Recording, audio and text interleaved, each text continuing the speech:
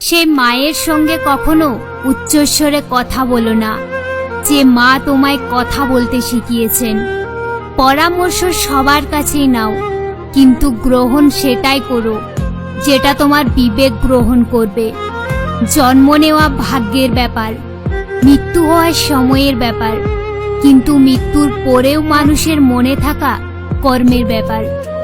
তুমি তাকে কখনো খোঁজো না যে পৃথিবীতে সবচেয়ে সুন্দর, বরং তাকেই খোঁজো যার জন্য তোমার পৃথিবীটা সুন্দর হবে। আমি স্বার্থপর নই, শুধু তাদের কাছ থেকে দূরে সরে যাই যাদের কাছে আমার কোনো মূল্য নেই। শত্রু বানানোর জন্য ঝগড়া করতে হবে না, তুমি ভালো কাজ করো, এমনিই তোমার শত্রু হয়ে যাবে। জন্মদিনই একমাত্র দিন যেদিন তোমায় কাঁদতে দেখে তোমার মা হেসেছিল।